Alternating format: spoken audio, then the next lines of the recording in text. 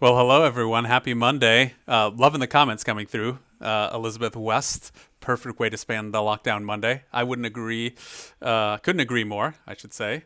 And then someone already jumping in with an answer to the first question, and they assume it's an A. So I love that. we got people hot and ready to play trivia. So let me bring on our trivia host today, Karen. How are you?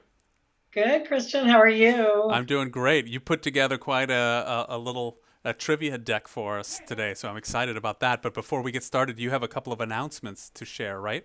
Some new courses and some things happening over on Instagram. Yes, I'm super excited. So, for those of you who don't know, I host Words with Wine on Instagram on the Napa Valley Wine Academy account, and we do it every Tuesday, usually at 4 o'clock Pacific time. And tomorrow, I'm super excited. We are going to have the Council of Whiskey Masters with us because we are launching two brand new programs. We have a certified program for bourbon and a certified program for whiskey. So, or for scotch rather. So, if you're interested in spirits, which seems like everybody is right now, join us tomorrow, or you can just go to our link in our bio and register for one of the classes. They're awesome. So I hope you can join me tomorrow and, of course, every Tuesday as well. That sounds great. It's during quarantine, scotch and whiskey they can come in quite handy after Yes. a long day of working from home. No. So well, I'm excited to have you do the trivia. I'll help you out here. I'll play a little music between to give people time to answer the trivia questions. Okay. I'm going to go ahead and switch the screen here. So we're on the first slide. And why don't you go ahead and take it away? Okay. Thanks very much. So, welcome everybody. I've got some fun questions for you today. Some are probably a little easy, and then there's a few that maybe not so much.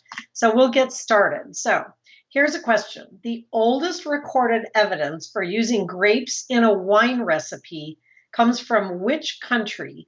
Is it Sicily, Greece, or China? Oldest recorded evidence for using grapes in a wine recipe. Sicily, Greece, or China? And you can lock your answers in here while we play this Jeopardy music.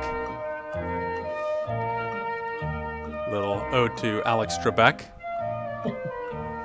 And we wish him well. Okay, we got our first answer coming in B.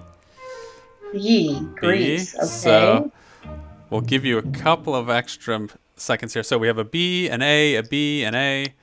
So looks like B and A. B What? and A. So Okay. Well, what is little it? drum roll. Sorry, guys. It's C. It's actually China. So there's evidence of wine being made in China in as early as 17,000 BC. Greece, and then then Greece was after that in 4,500 BC, and Sicily, well, they're the newbie on the block, 4,000 BC. So the answer is China. It's kind of a surprise to me too. Okay, great. On to the next question. So the famous Douro region is located in which country? Spain, France, or Portugal? The Douro region. What do you think? Okay. I'm going to predict a lot of people are going to get this one right. I would think so. Yeah, we'll see. Okay. It could be confusing. So far we have Carla with a C, Yeah. Elizabeth with a C smiley face, Cristiano with a C, Christine with a C.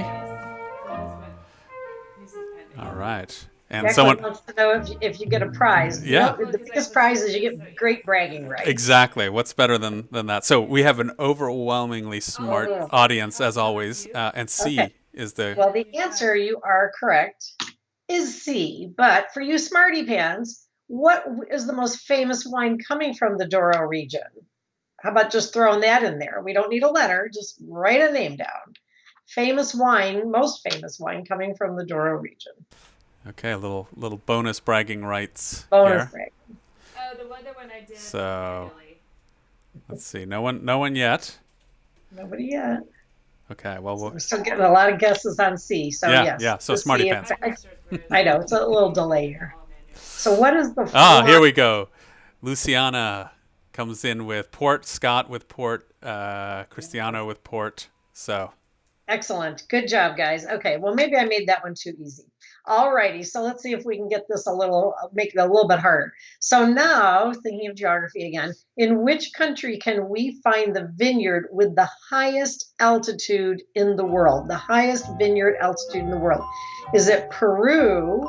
Is it Chile? Or is it Argentina? Peru, Chile, or Argentina? What do you think? Think of places with high altitudes. They kind of all have high altitudes, so this one you're going to have to maybe know. Okay. I'm getting answers all over the board here. Okay, we have a Chile. We have Peru. A couple of Chiles. Yeah. Okay, come. Looking for, okay, another Chile. Okay. Well, ready for the answer? So it is, in fact, Argentina. So Argentina has the plateau called Mendoza, the growing region called Mendoza. It's up on a big plateau, very high elevations. You can see in this picture here, surrounded by the Andes Mountains. And the beauty of Mendoza is the high elevations. It's actually one of the quality wine regions that's the closest to the equator. But because of its high altitudes, the temperature stays cool enough. And so we can grow grapes within that, and still stay a little bit outside of that 30th to 50th parallel. And you've got these beautiful Andes Mountains, which supply amazing irrigation opportunities, rain shadows, and all the good stuff that mountains provide for us. So it is, in fact, Mendoza in Argentina. Okay? That was a surprise answer. It was a surprise answer. I think a lot of people thought it was Chile. So, okay, what does Demeter mean on a label of wine bottles? Demeter, does it mean that the wine is a natural wine, an unfiltered wine, or a biodynamic wine? What does the Demeter term mean?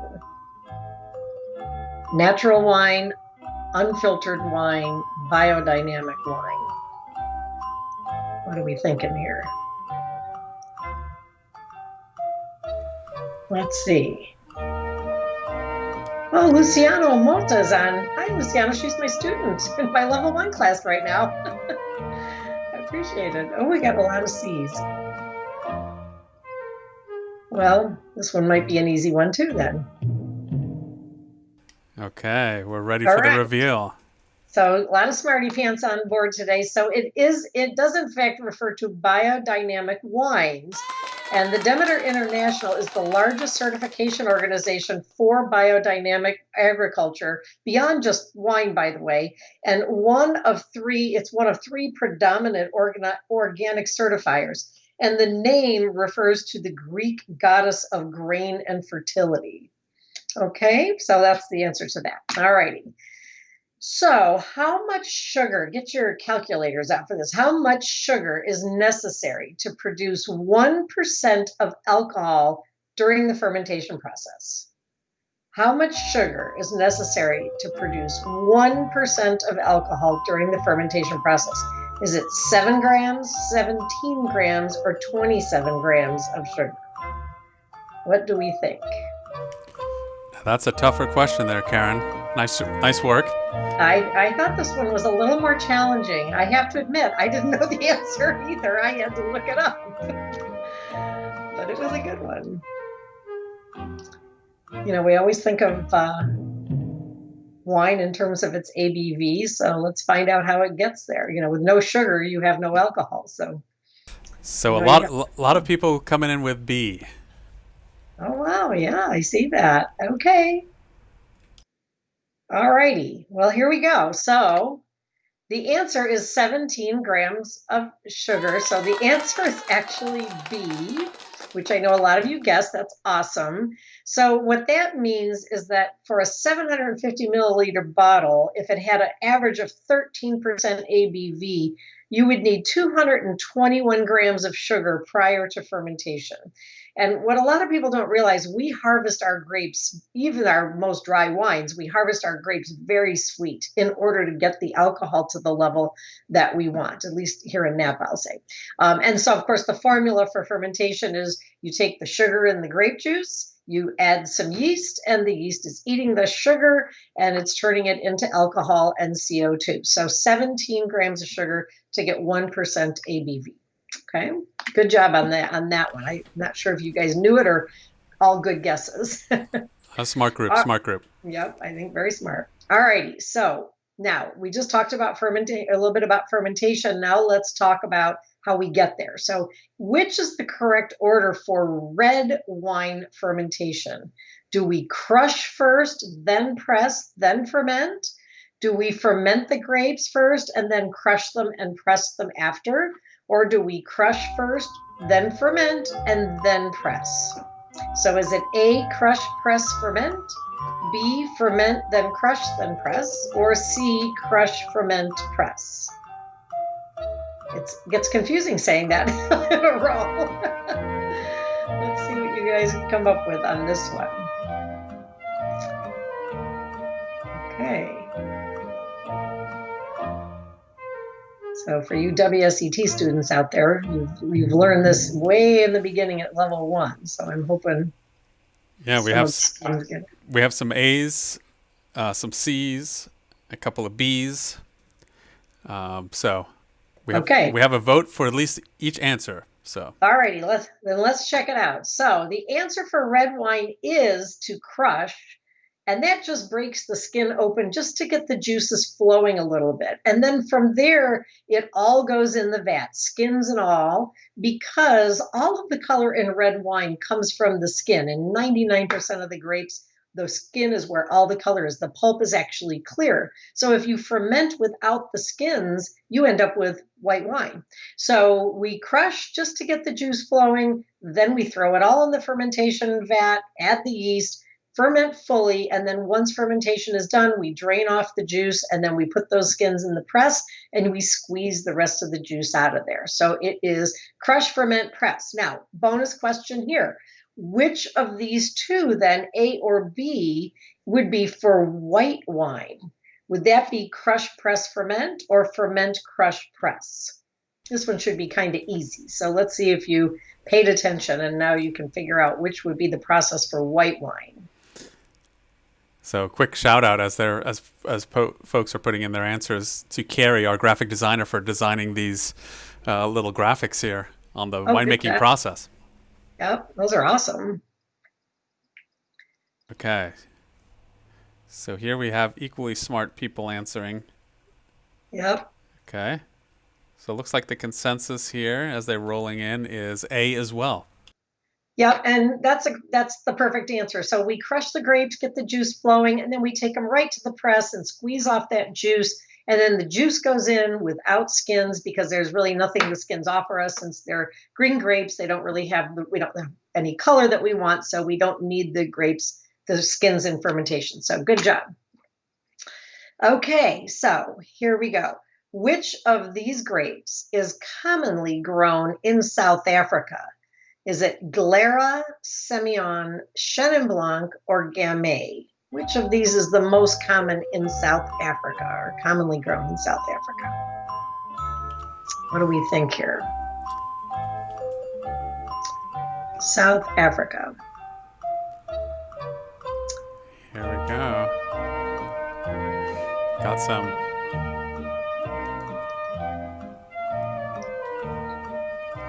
Okay. Couple coming in.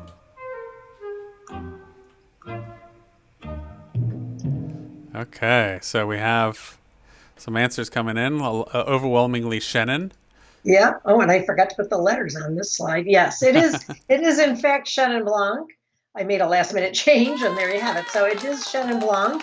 Glera. Anybody know what country or where we typically see Glera grapes? Actually, let's do this. What wine do we see making? We make with Glera. Very famous wine right now. Very popular wine. Glera grape makes what wine? Ooh, that's a great bonus. That's a great bonus question. So which wine of the world, famous wine of the world right now, is made from the Glera grape? Yes, and I'm not giving you choices. You're just going to have to come up with it yourself. Actually, we could make every one of these answers into a fun question. Okay. Well, we got smarty pants here too, so Yes, we I'll do. throw on a couple of these answers. Yep. Okay. So a lot of the answers are coming in correct. It is Prosecco from Italy. I know somebody mentioned Cava. Cava would be from Spain, but it is a sparkling wine. But yes, Italian Prosecco is, of course, the only Prosecco is made from the Glera grape. Very good. Now, I do have one official follow-up question to Chenin Blanc. So Chenin Blanc is often just called Chenin Blanc, as we saw on that previous label in South Africa, but it also has another name. So what would be the other name? Would it be A, Spätburgunder, B, Steen, C, Ariel, or D, Steiner? So what do we think is the other name for Chenin Blanc in South Africa? Boy, Frank gave us a good answer on Prosecco. What is the other name for Chenin Blanc in South Africa? Spätburgunder, Steen, Ariel, or Steiner? Okay, I've got a little. I'm kind of thinking I made these questions a little too easy, Christian. Yeah. I got my game. And we also have usually the smartest Facebook fans joining us for these Yes, trivia we do. challenges. So we have overwhelmingly B Good as the job, answer. everybody. Yes, it is. In this case, you see it says free run Steen. So Steen is, in fact, when I first started learning about South African Chenin Blanc, that was the predominant name. Now more people call it just Chenin. But anyway, good job. Spätburgunder, of course. Do we have time for let's do a little quick bonus question. What country would we find Spätburgunder? And so let's just start with that. What country would we find Spätburgunder? That's an easy one, I guess, but throw it out there anyway. And Okay. bonus if you tell me what the grape variety is in English, I guess. So the bonus question here is in what country can you find Spätburgunder, and what is one of the synonyms for the grape variety? That's right, the common synonym for it. Thank you. Yep. Okay. We're getting some smarties out there too. Yes. Okay. So I think we have again just proof that they are They super are smart. on it. There we go. All right. Yes, it is in fact Germany, and it's a synonym for Pinot Noir. And then I will tell you that I lied about Ariel and Steiner. I just made those up so just for fun. Okay, next question. So, which of these labeling terms might you find on a port label? DOC, TBA, PX, or LBV? What could you find on a port label term? A, DOC, B, TBA, C, PX, or D, LBV?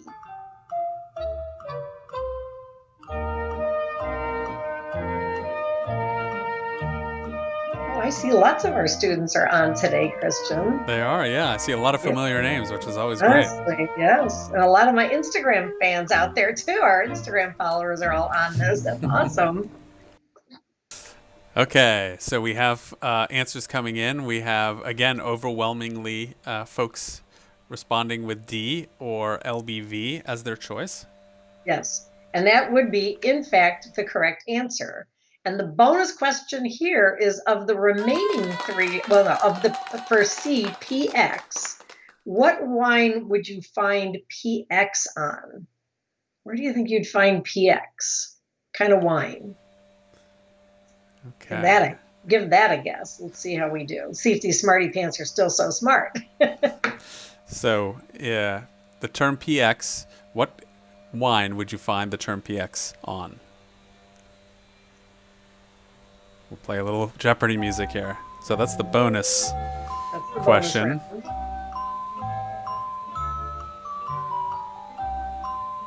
round. So we have, yep, great. Here we go. So some great answers. I'll stop the music early.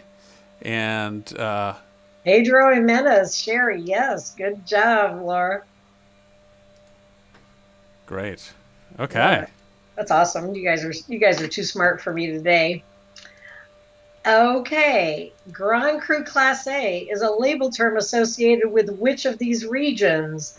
Bordeaux, Barolo, Loire, or Rhone? A, Bordeaux, B, Barolo, C, Loire, or D, Rhone. Grand Cru Classé is a label term associated with which of these regions?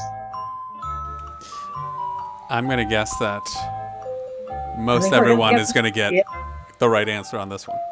I got to, Christian, when next time I do this, I got to dig a little deeper.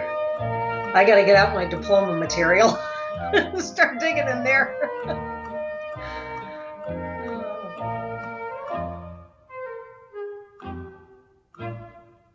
Very good. So far, lots of good answers. Okay. So let's go ahead and reveal. Seems to be a consensus. It is, in fact, Bordeaux, as a matter of fact, and you can see that here on this nice label of Bordeaux here, this Margaux. Okay, let's see. No backup question there. All righty, so here's one. Very good to outstanding Australian Riesling is produced in which region? Hawke's Bay, Central Valley, Clare Valley, or Walker Bay? Which of these regions produces outstanding Australian Riesling? Hawke's Bay, Central Valley, Clare Valley, or Walker Bay? A, B, C, or D? I love Australian Rieslings. I love them because they're so often bone dry, and that's how I like my Rieslings, nice and dry. I agree. I just had one the other day. Did you? Yeah. Oh, it was absolutely delicious. Yeah, they're so refreshing. Okay. Wow. All right. Well, boy, you guys, you beat the teacher today. I'm telling you. I have to say, I took this last month, and I had thought I had some hard questions, but I'm getting much better results today. That's great.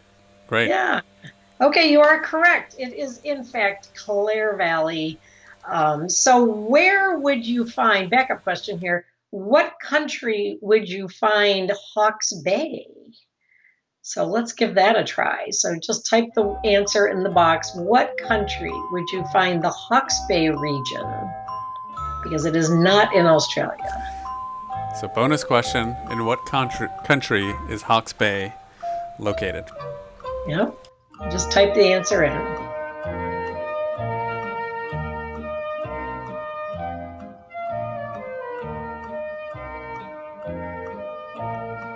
There we go. Excellent job. Boy, Christian, I can't stump these guys. Well, the sugar one kind of stumped him a little.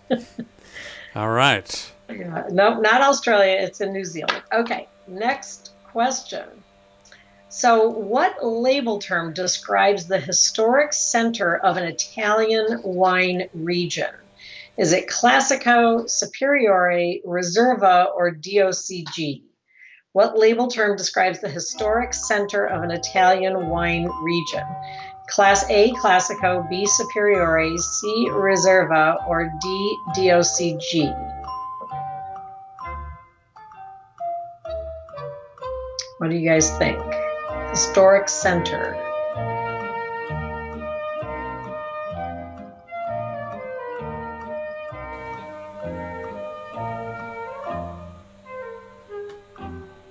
Historic center of an Italian wine region. What is the term we use to describe that? Okay, we have overwhelmingly A's, with Cristiano being the first to provide an answer. So let's go ahead and reveal.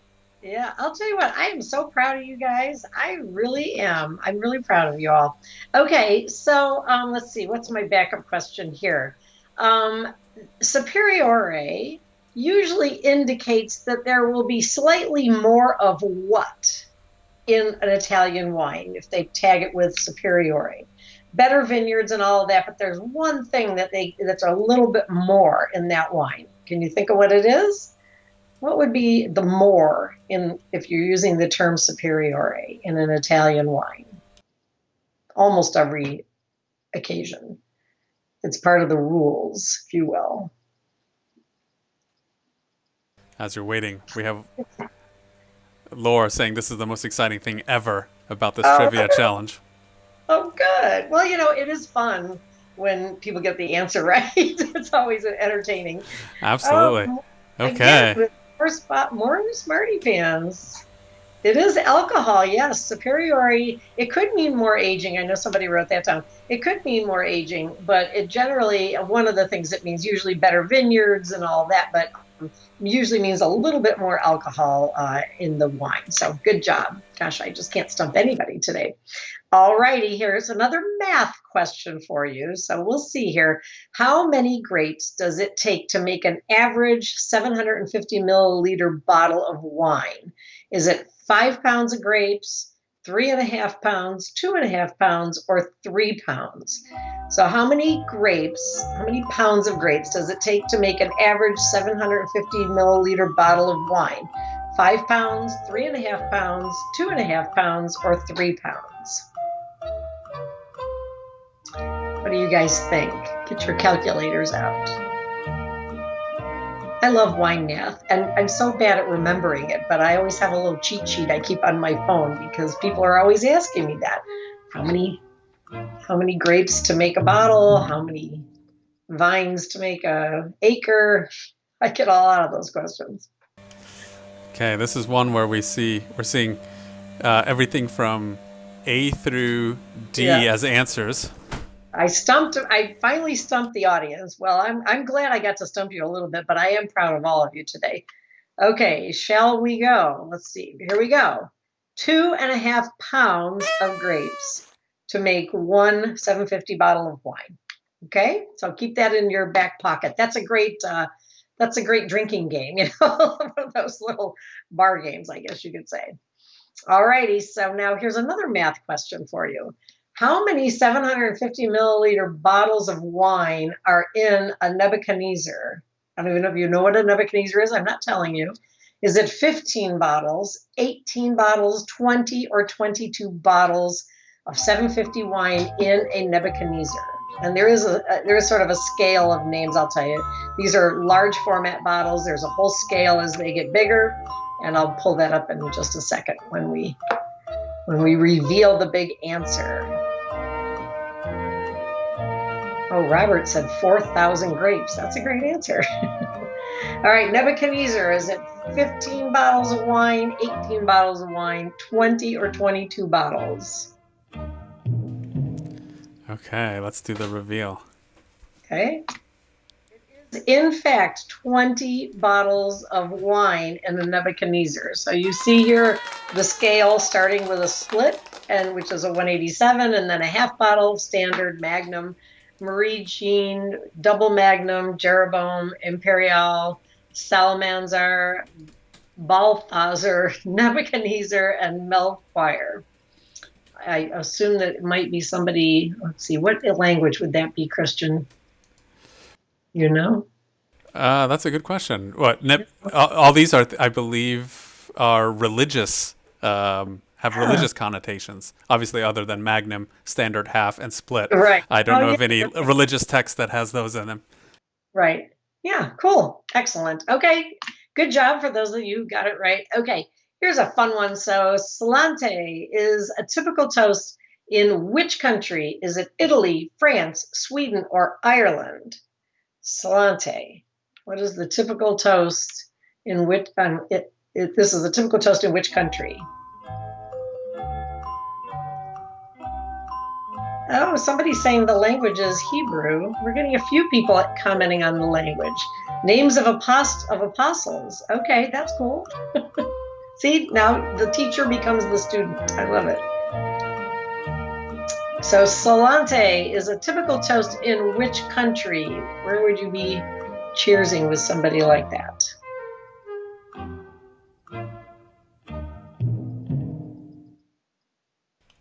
I think this one was a tough one for folks. We have C, some D's and C's, it looks like.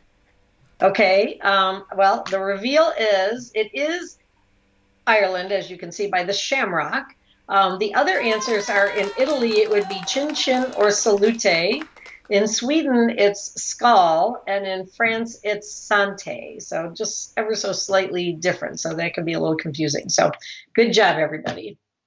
All right, now here's another winemaking production question. So when is sherry fortified? When we make sherry, when are we fortifying it? Are we fortifying it before fermentation, B, during fermentation, or C, after fermentation? So when are we fortifying sherry, before, during, or after?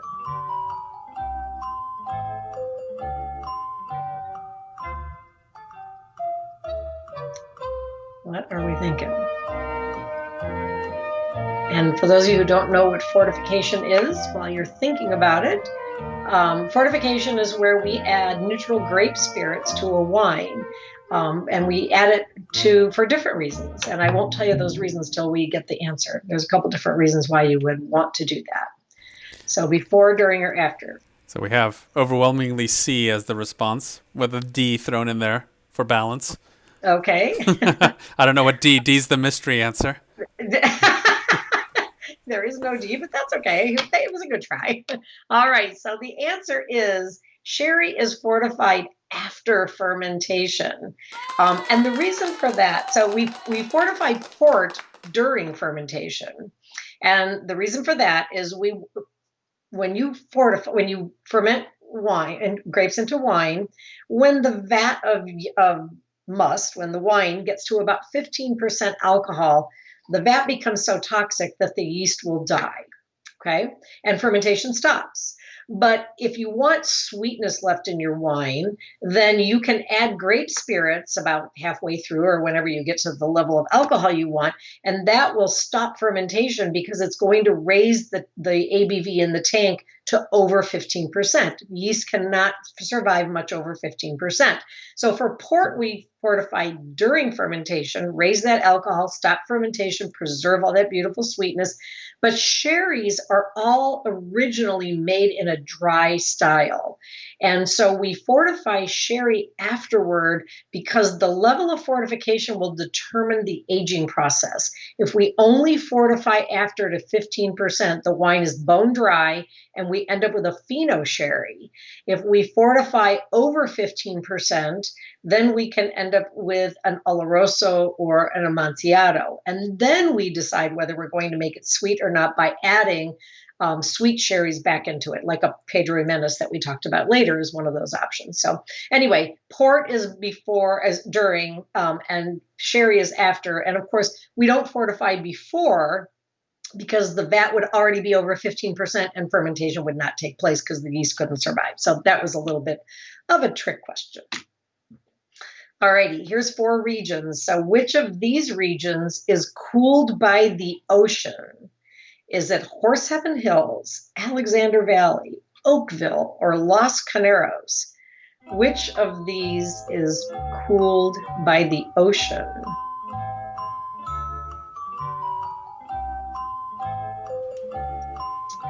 What do you think? Think about your geography. Put the map in your mind. Think about where Horseheaven Hills is, Alexander Valley, Oakville, and Los Caneros. Which of these is cooled by the ocean? And for those of you who live here in Napa, you might have an easier guess at this. Okay, we have D, B, C, a couple of B's. D's. So B's and D's look like the overwhelming.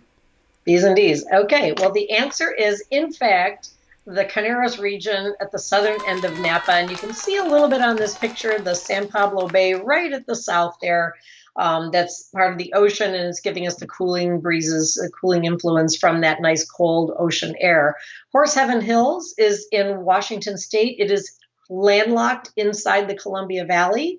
Alexander Valley is in the north part of Sonoma County, but it's inland and it's a very warm, very dry area. So not much in the way of ocean influence. And Oakville, if you just look in about the middle of this map that you're seeing, I don't know if you can see my mouse, but right in the middle there, you see Oakville. And although it does experience just a touch of cooling in the evening from the San Pablo Bay, it's really only in the evening, where Los Carneros gets that cooling effect all day long. So there you go. Okay, now another geography question here. So the Cascade Mountains create a rain shadow in which region? Is it in A, Washington State, B, upstate New York, C, Napa County, or D, central Otago? And so if you don't know what a rain shadow is, it is a mountain region that will protect a wine region from the prevailing winds, from incoming rain and clouds, and mostly rain. So where would you find a rain shadow, the rain shadow that's made from specifically the Cascade Mountains? Washington, upstate New York, Napa County, or central Otago? Yeah, I'm going to have to up my game, Christian. That's all I can say.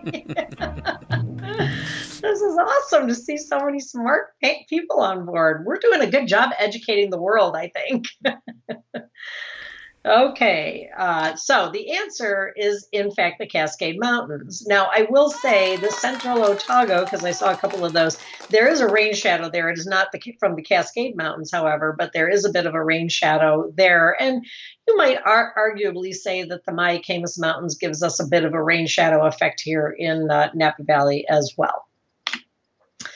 All righty. So this one was, for me, a little challenging, so I'm hoping it'll challenge you guys, get your brains thinking. Okay, which natural factor impacts Ribera del Duero? Which natural factor impacts Ribera del Duero? Is it the altitude, the morning mist, cold mountain air, or proximity to a large body of water? Which natural factor would impact Ribera del Duero?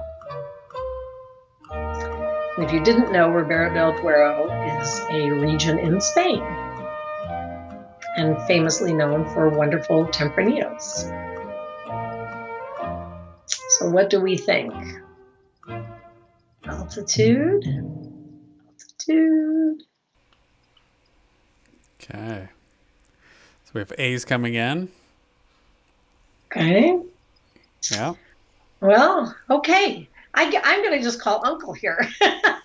Yes, it is. In fact, it is altitude. So it's located on a plateau in the north in the Iberian Peninsula, and its elevations range from 2,600 to 3,000 feet above sea level. So if you look at this map, you can see all these, you've got a nice valley here, but you've got all these great mountain regions that give us all that great altitude. So great job, everybody. You guys are so smart. I love it. Okie dokie. So what is the minimum period of time a Spanish Reserva must be aged in oak? So we're sticking with Spain for a minute. What is the minimum period of time a Spanish Reserva must be aged in oak? Is it 6 months, 12 months, 18, or 36 months? What do we think? 6, 12, 18, or 36 aged in oak? A Spanish Reserva.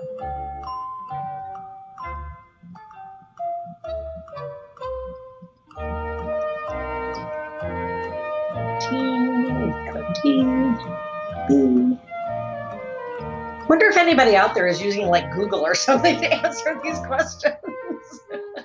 They would be a fast Googler. They would be a very fast Google. They're asking Siri or Alexa or something. No, I'm kidding. You guys are doing great.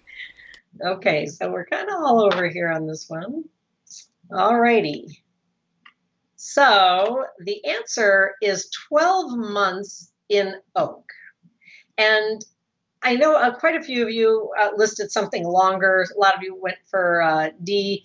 You do have to age total for 18 months, but 12 of it has to be in oak. So with Spanish Reserva wines and Grand Reservas, they give you a minimum of oak aging, but they also give you minimums for bottle aging. So that's why if you guessed higher, you were a little off on that. You were probably thinking total. Okay, Christian, I'm done. Wow. Yeah, we had a very smart group, guys are, and you have your assignment for next time, Karen, and that is to make these a lot tougher, right?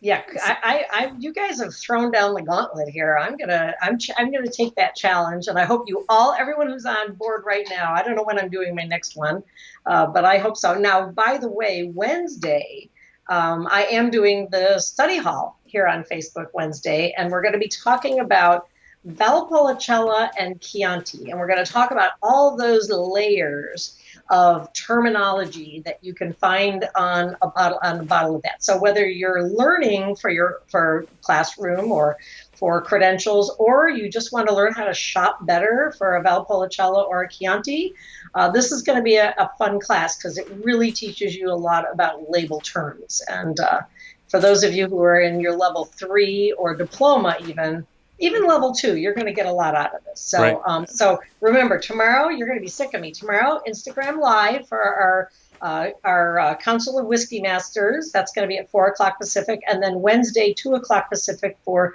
Study Hall with Valpolicella and Chianti. I'm self-promoting here, Christian. I'm sorry. Well, that's all right. So Wednesday at 2 o'clock back here on Facebook Live. In the meantime, thank you so much for everyone for joining us and all the nice comments and all the great answers. Really fun to spend this Monday afternoon with you. Stay safe out there and make sure you drink well. And we'll see you back here on Wednesday. Bye, everyone. Bye, Thank everybody. you. Bye-bye. Thanks for coming. Bye.